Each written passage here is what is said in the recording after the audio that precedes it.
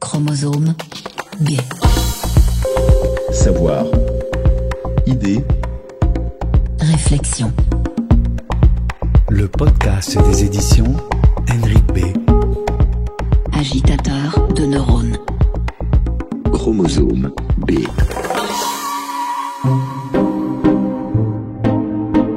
Les thérapies cognitives et comportementales, dites TCC, se sont imposées ces dernières décennies comme le traitement de référence de nombreuses affections.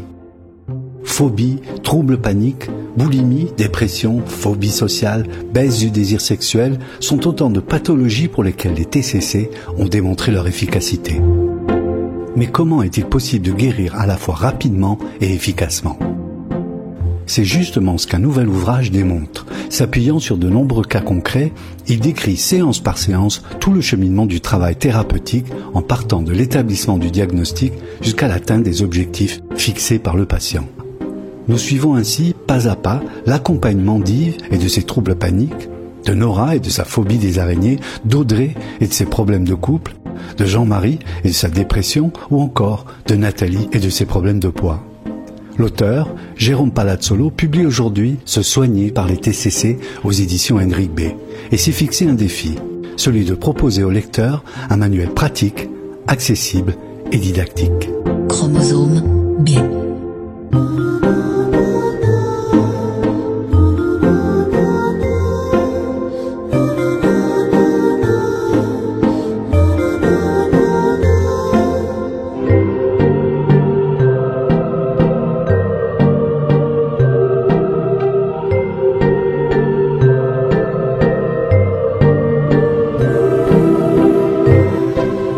Jérôme Palazzolo, en parallèle de vos études de médecine et une spécialisation en psychiatrie, vous avez suivi un cursus en pharmacologie, en neurosciences, en anthropologie de la santé, ainsi qu'en psychologie. Vous exercez en tant que médecin psychiatre à Nice. Vous êtes également professeur de psychologie clinique et médicale au département santé de l'Université internationale de langue française à Senghor, à Alexandrie en Égypte. Vous êtes chercheur associé au Lab Cause de Nice, chargé de cours à l'Université Côte d'Azur. Vous êtes de surcroît cofondateur du diplôme universitaire de thérapie comportementale et cognitive. Vous animez des conférences partout dans le monde. Vous avez publié de nombreux articles de référence et plus d'une soixantaine d'ouvrages, ainsi que de nombreuses vidéos qu'on trouve sur YouTube notamment, traitant de diverses pratiques psychiatriques et de sciences humaines. Jérôme Palazzolo, bonjour. Bonjour. C'était un sacré marathon de dire votre biographie. Alors justement, le moins qu'on puisse dire, c'est que vous êtes très productif et clairement dans une position de passeur de savoir. Quelles sont les qualités, les ressorts, vos motivations pour une telle disposition ?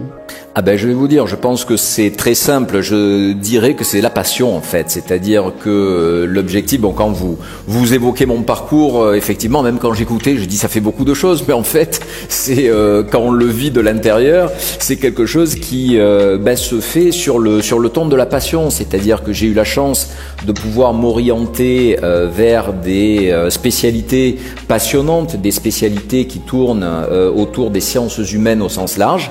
Et ce qui m'a toujours intéressé, c'est justement d'essayer de croiser un petit peu les connaissances et dans la mesure du possible, d'essayer de faire passer, comme vous disiez, le savoir et de faire passer peut-être ma passion aux plus jeunes et au plus large public, parce que c'est vrai que j'ai beaucoup de patients que je vois en consultation et qui effectivement sont un peu étrangers à tout ça, comme moi si je vais faire réparer ma voiture chez le garagiste, j'y comprends rien dans le fonctionnement d'un moteur.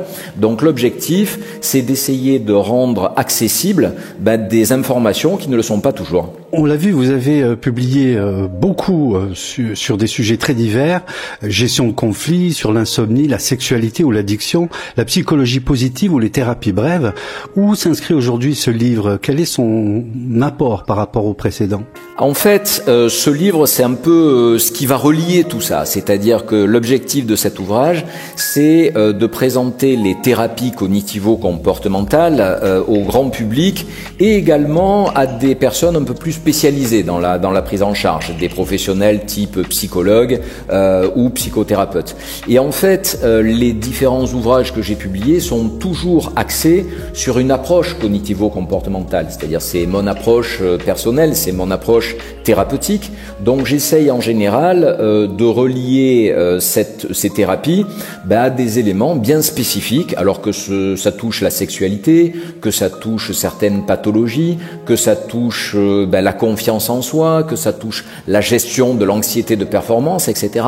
On tourne toujours autour d'aspects qui correspondent au comportement, ce qu'on fait, aux cognitions, ce qu'on pense, et aux émotions, ce qu'on ressent. Et donc l'objectif, et là encore c'est toujours ce qui m'a intéressé, c'est d'essayer de sortir un petit peu cet aspect cognitivo-comportemental de la simple approche thérapeutique, on va dire, pour pouvoir l'amener dans une gestion du tout public, si vous voulez.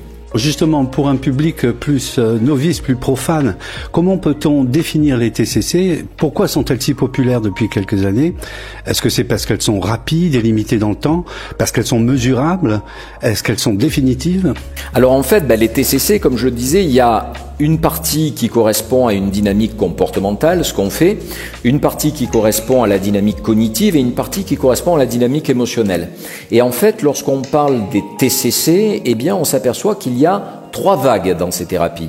Une première vague qui date des années 60-70, qui est la vague comportementale, avec tous les travaux, entre autres de Pavlov, qui ont été repris avec une dynamique d'apprentissage. Ensuite, une deuxième vague qui est une vague essentiellement cognitive, avec justement l'étude des processus cognitifs, l'étude justement de la manière dont on fonctionne, de la manière dont on reprend l'information environnementale. Et puis depuis les années 90, maintenant on rentre dans une troisième vague des TCC, qui est une vague émotionnelle, c'est-à-dire beaucoup plus axée sur une meilleure gestion des émotions, beaucoup plus axée sur une prise de distance, une prise de recul vis-à-vis de pensées toxiques qu'on peut avoir et qu'on peut interpréter. Et finalement, ce qui fait le succès de ces thérapies, c'est effectivement, je pense, que ce sont des thérapies brèves déjà, c'est-à-dire on part pas sur des années et des années de prise en charge. Ce sont des thérapies qui sont évaluées, c'est-à-dire qu'en fait, ces TCC, c'est l'application de la psychologie scientifique à la psychologie clinique. C'est-à-dire qu'il y a eu beaucoup d'études qui ont été faites pour prouver l'efficacité des TCC et d'essayer de comprendre comment elles fonctionnaient et dans quel cadre leurs effets pouvaient perdurer dans le temps. Et puis ce qui, je pense, fait aussi le succès des TCC, c'est que c'est un langage qui est aisé à comprendre pour le grand public. C'est-à-dire que le thérapeute travaille en collaboration avec le patient en vue d'un objectif bien particulier, cet objectif étant la résolution de problèmes, c'est-à-dire on va chercher à résoudre le problème que le patient nous amène, et toujours un travail en équipe, c'est-à-dire qu'on collabore ensemble, on met en place des stratégies, on met en place des techniques qu'on va évaluer tout au long de la thérapie et ce qui va nous permettre d'aller vers quelque chose de cohérent à terme, et là encore les résultats seront évalués. Donc en gros, dans les TCC, on sait toujours à peu près où on en est, où on va et comment on y va. Et alors elles sont définitives, on les fait une fois et on a évalué son problème et éventuellement trouvé des solutions? Alors ça serait l'idéal. Effectivement, on reste dans l'humain quand même. C'est-à-dire que on va traiter une problématique par rapport à un patient qui va venir, je vous dis par exemple à une phobie de la voiture, ce qu'on appelle une amaxophobie, si on veut faire les scientifiques. On va traiter la personne pour l'amener justement à gérer cette phobie de la voiture, à affronter la situation. Maintenant, oui, la thérapie peut être définitive à partir du moment où la personne n'est plus confrontée à des problèmes majeurs, à des difficultés par la suite, etc. Et en tout cas, si elle y est confrontée, qu'elle puisse les gérer. Maintenant, il y a des personnes qui peuvent refaire quelques séances de rappel, quelques mois, quelques années après, parce que l'environnement va créer une situation problématique pour elle.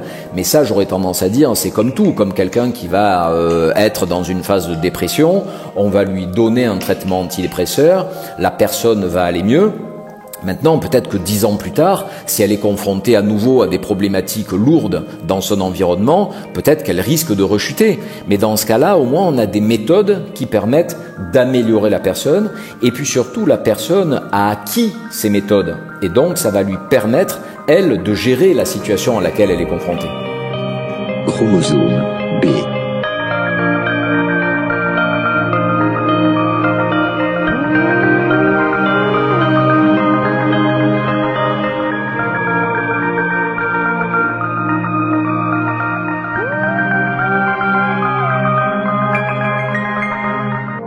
Alors, Jérôme Palazzolo, vous parlez d'emblée, en début d'ouvrage, de l'approche systémique de ces méthodes. Vous avez aussi, comme on l'a dit, un cursus en pharmacologie, vous venez de le mentionner, et en psychiatrie. Vous écrivez, on peut aborder le patient que l'on va traiter en TCC que si on le considère au centre d'un réseau d'interactions multiples, y compris biologiques donc. Alors exactement, mais ça j'aurais tendance à dire en TCC comme dans tout traitement qu'on va proposer. C'est-à-dire que dans ce cadre-là, ce qui va être intéressant, c'est justement de pouvoir prendre en compte l'individu dans son ensemble. C'est-à-dire dans ce cadre-là, effectivement une dynamique biologique, puisque au niveau cérébral, on le sait, il y a présence de messagers, de neurotransmetteurs, et en particulier dans tout ce qui va être les troubles anxieux, la dépression, on a des neurotransmetteurs qui s'appellent la sérotonine, qui s'appellent la dopamine, qui s'appellent la noradrénaline. Donc il faut qu'on prenne en compte l'individu avec cette vulnérabilité biologique. Également, on va prendre en compte l'approche psychologique, c'est-à-dire la manière dont l'individu réagit au niveau émotionnel par rapport aux situations auxquelles il va être confronté, et puis également une dynamique environnementale, puisque l'environnement va avoir un impact sur justement l'individu par rapport à ses phobies, par rapport à sa dépression, par rapport à d'autres pathologies. Donc en fait, la dynamique à prendre en compte, à mon sens, c'est ce qu'on appelle une dynamique biopsychosociale. C'est-à-dire que vraiment on prend en compte l'individu au centre de ce triptyque. Et puis, point important aussi, toujours dans une approche globale, c'est prendre l'individu en compte aussi au niveau somatique, au niveau physique. C'est-à-dire que les psychiatres le savent, on ne va pas s'amuser par exemple à traiter quelqu'un qui présente des symptômes dépressifs sans s'assurer avant que cette personne ne souffre pas par exemple d'une hypothyroïdie. Parce que s'il a des problèmes de thyroïde, peut-être que tout simplement il faut traiter la thyroïde avant même de le bombarder d'antidépresseurs. Donc l'objectif, c'est vraiment de prendre en compte l'individu dans sa globalité, de lui proposer des outils adaptés à sa problématique dans la globalité et à terme, arriver à stabiliser les choses, là encore, dans la globalité. Jérôme Palazzolo, quelle est la relation entre le thérapeute et son patient dans les TCC? Est-ce qu'elle diffère beaucoup, par exemple, des autres approches psychothérapeutiques? Votre livre est titré « Se soigner », un peu comme si c'est le patient lui-même qui menait sa propre thérapie. Alors exactement, en fait, l'objectif annoncé des TCC, c'est que le patient devienne son propre thérapeute. Donc ça, déjà, c'est un point très important, c'est-à-dire qu'on va lui proposer des stratégies, des techniques qu'il pourra, lui, mettre en application au quotidien face aux problématiques auxquelles il va être confronté.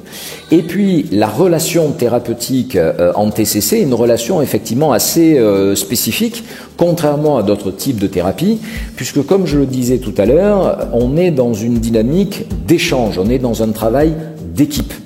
Souvent, moi, ce que j'explique à mes patients, c'est que on va se donner un peu l'expérience d'être moi un entraîneur sportif et lui le champion du monde qu'on va préparer pour le championnat du monde.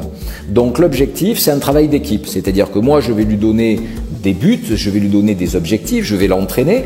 Après, c'est à lui à mettre en place cet entraînement, c'est à lui à utiliser ces stratégies pour que, à terme, il puisse atteindre l'objectif qu'il s'est fixé. Donc, on le voit, on travaille vraiment en interaction. Donc, ça veut dire que le thérapeute est souvent dans une dynamique de renforcement positif, c'est-à-dire qu'il va féliciter le patient.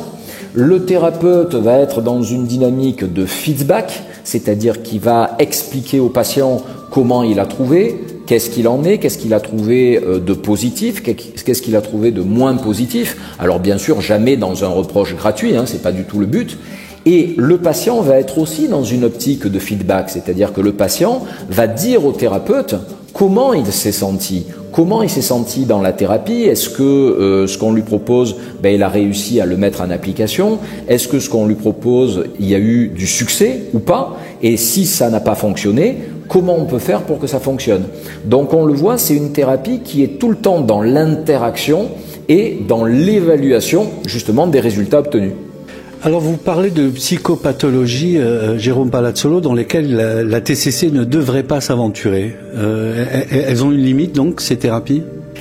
Comme toutes les thérapies, c'est-à-dire que concrètement, si demain vous voyez un psychothérapeute qui vous dit moi ce que je fais ça marche dans tout et chez tout le monde, fuyez, c'est pas du tout quelque chose d'adapté. Donc oui, les TCC ont leurs limites. Alors déjà la première limite, c'est que le patient souhaite s'impliquer dans une TCC, parce qu'une TCC ça veut dire, comme on l'évoquait, un travail d'équipe. Donc si le patient attend quelque chose de passif, ça ne pourra pas fonctionner. Si il ne réalise pas les tâches au domicile qui lui sont proposées, s'il ne réalise pas les exercices, s'il ne s'entraîne pas aux stratégies qu'on lui propose, ça va être problématique pour avancer. Donc ça, c'est déjà une première limite. Deuxième limite, ça va être aussi l'aspect cognitif par définition. C'est-à-dire que autant les TCC peuvent être utilisés dans des démences débutantes, maintenant dans des pathologies type Alzheimer avancé, ça va être compliqué. Ou alors on va vraiment travailler sur l'aspect purement comportemental. Ensuite, comme pour le coup toutes les autres thérapies, les TCC ne seront pas une très bonne indication dans des aspects aigus, c'est-à-dire quelqu'un qui est par exemple dans une décompensation schizophrénique et qui va se mettre à délirer, la thérapie sera pas très indiquée. Quelqu'un qui est dans une problématique dépressive majeure, au départ on va peut-être commencer à traiter par certains médicaments pour améliorer un petit peu la personne et lui permettre de se stabiliser dans le temps. Autre limite des TCC, quand la pathologie, on a du mal vraiment à la définir. C'est-à-dire, par exemple, certaines pathologies parfois un peu psychosomatiques, où les symptômes vont changer d'une consultation à l'autre, où la personne n'a pas vraiment de demande dans ce cadre-là, la TCC ne sera pas une très bonne indication. Donc tout ça pour dire que l'objectif, c'est d'arriver en fait à collaborer avec d'autres thérapeutes, d'autres orientations. Souvent, on a tendance à opposer les TCC à la psychanalyse, par exemple. Et personnellement, j'ai toujours trouvé que c'était une guerre qui était complètement vaine, parce que on n'est pas dans la même dynamique.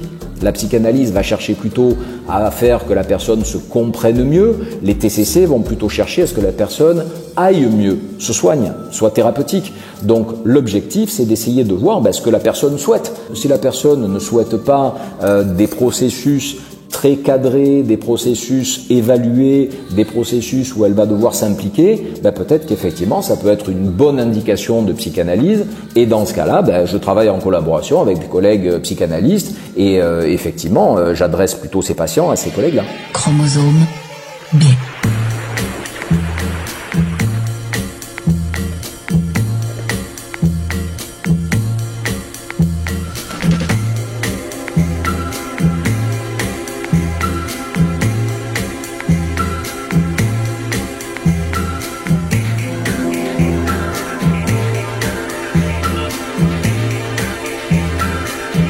Alors, vous présentez dans votre livre 6 problématiques, ça va du trouble panique jusqu'à la baisse du désir sexuel.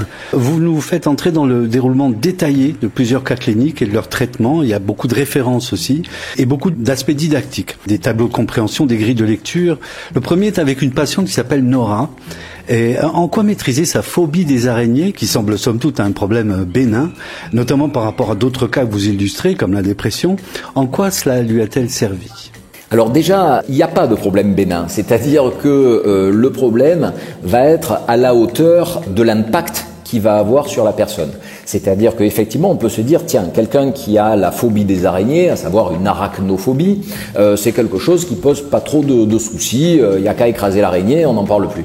Eh ben, c'est pas aussi simple que ça. Moi, j'ai eu le cas d'une patiente qui, en rentrant chez elle, avait vu une araignée sur sa porte, qui avait fait sa toile sur la porte de chez elle. Et bien la personne est allée vivre à l'hôtel pendant une semaine. C'est-à-dire qu'elle n'arrivait plus à rentrer chez elle. Et il a fallu qu'elle fasse venir ses parents qui habitaient à Paris, et la patiente habitait à Nice, pour que les parents viennent nettoyer la porte.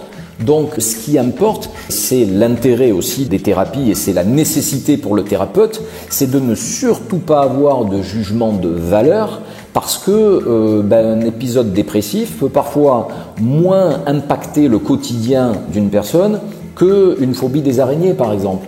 Moi, souvent, c'est un exemple que je donne à mes étudiants. Si un jour vous avez une petite grand-mère qui vient vous voir et qui vous dit qu'elle est littéralement effondrée parce qu'elle a perdu son chihuahua, la réponse à lui donner, c'est pas dire « c'est bon, vous avez un chien, vous en prenez un autre, on n'en parle plus ». Parce que peut-être que cet être vivant, c'est le seul être vivant à qui elle s'adresse dans la journée.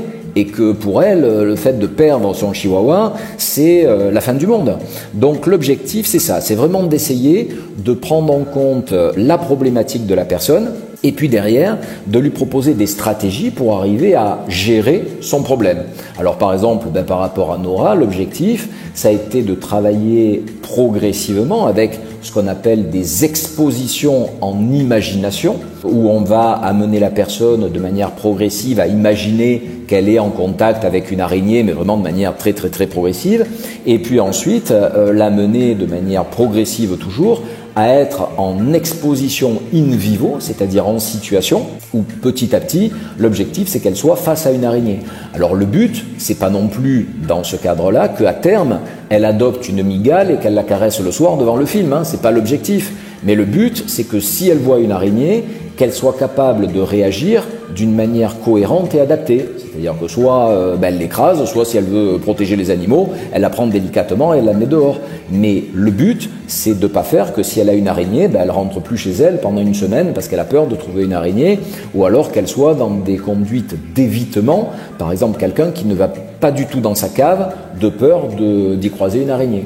Voilà, c'est ça l'objectif. Mais l'objectif, comme on disait tout à l'heure dans l'optique de travailler en collaboration avec le patient, l'objectif final est toujours fixé avec le patient. C'est-à-dire qu'en début de thérapie, on va essayer de voir avec le patient vers quoi il veut aller, qu'est-ce qu'il veut atteindre comme but et comment on peut faire pour l'amener à atteindre cet objectif. Mais vous, en tant qu'accompagnant, quand on a un cas comme celui-ci, est-ce que c'est pas le symptôme d'un problème plus profond? Est-ce que vous recherchez ceci? Alors effectivement, il peut y avoir des problèmes plus profonds et souvent c'est un reproche qui est fait aux thérapies cognitivo-comportementales où on vous dit que on ne traite que en surface. En fait, c'est pas ça du tout. C'est-à-dire qu'il y a une grande partie et la partie à mon sens la plus importante de la TCC qui est ce qu'on appelle l'analyse fonctionnelle. C'est-à-dire l'analyse fonctionnelle, on va essayer de déterminer le problème aujourd'hui, qu'est-ce qu'il en est, mais également le problème dans la trajectoire de l'individu. Et effectivement, peut-être que on revient sur la phobie des araignées, peut-être qu'une simple phobie des araignées, ça peut être en finalité un problème lié au fait que la personne elle aime pas les araignées et qu'elle trouve ça horrible et qu'elle en a peur, mais ça peut être aussi le fait que, étant enfant, elle se retrouvait coincée dans un placard pendant 2 heures et qu'il y avait une araignée, qu'elle savait pas où elle était et que ça peut relever d'un véritable épisode de stress post-traumatique par exemple. Donc l'objectif, c'est effectivement de bien inscrire la problématique de la personne dans son histoire, dans sa trajectoire et essayer de traiter les choses de manière complète, pas juste de traiter en superficie, parce que si on traite en superficie, on va traiter le symptôme, mais le symptôme va revenir sous une autre forme un petit peu plus tard. Donc l'analyse fonctionnelle est vraiment la partie la plus importante de la thérapie comportementale et cognitive. Parfois ça peut prendre une séance, parfois ça peut en prendre 5, 6 ou 7. C'est pas grave, il vaut mieux prendre le temps de bien faire une bonne analyse fonctionnelle pour ensuite mettre en œuvre les stratégies adaptées, plutôt que de se ruer tout de suite sur le symptôme ou sur la pathologie dont on pense que la personne souffre et finalement pas faire mouche parce que finalement ça va ralentir d'autant la thérapie ultérieure. À qui adressez-vous ce livre, Jérôme Palazzolo ? Alors ce livre est adressé à tous ceux qui s'intéressent aux thérapies cognitivo-comportementales, c'est-à-dire que ça va déjà du grand public, parce que je le répète, les termes utilisés sont des termes compréhensibles par tout un chacun, il n'y a pas de termes difficiles, compliqués, où il faut un dictionnaire médical à côté, et puis également aux thérapeutes, c'est-à-dire que les thérapeutes qui souhaitent avoir des cas cliniques détaillés, qui souhaitent suivre pas à pas le déroulé d'une thérapie et essayer justement de proposer à leurs patients la thérapie la plus systématisée et la plus structurée possible. Se soigner par les TCC, Jérôme Palazzolo, vous publiez ce texte aux éditions Hendrik B. J'aimerais terminer comme j'en ai l'habitude et vous demander un aphorisme, une devise, quelque chose qui pourrait un peu définir votre relation au monde en général ou votre état d'esprit du moment. Alors, je vais vous dire, c'est même pas ma relation au monde, je vais vous citer une citation de Marc Aurèle, qui est un philosophe stoïcien, et il a écrit ça à peu près en 170 après Jésus-Christ, qui finalement est le fondement des TCC. C'est-à-dire les TCC, je vous disais, c'est les années 60. Finalement, si on regarde un peu les écrits de Marc Aurèle, on s'aperçoit que il a déjà défini les bases. Et ce qu'il a écrit Marc Aurèle, c'est: si tu souffres à propos de quelque chose d'extérieur, ce n'est pas cette chose qui te trouble, mais ton jugement sur elle. On est en plein dans la théorie cognitiviste. Jérôme Palazzolo, merci. Un grand merci à vous. Chromosome B. Le podcast des éditions Hendrik B. Agitateur de neurones. Chromosome B. Retrouvez les ouvrages des éditions Hendrik B dans toutes les bonnes librairies et sur hendrikb-édition.com.